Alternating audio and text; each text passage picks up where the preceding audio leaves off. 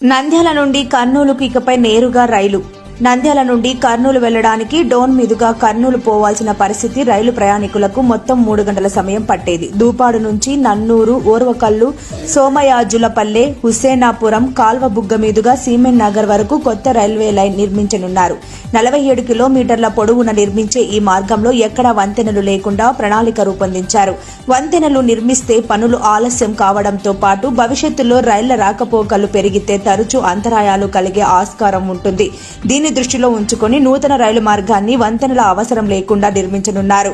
ఇందుకు సంబంధించిన సర్వే పనులను గతేడాది డిసెంబర్లోనే ప్రారంభించిన ఆర్వీ అసోసియేట్ సంస్థ ఇటీవలే పూర్తి చేసి నివేదిక పంపింది.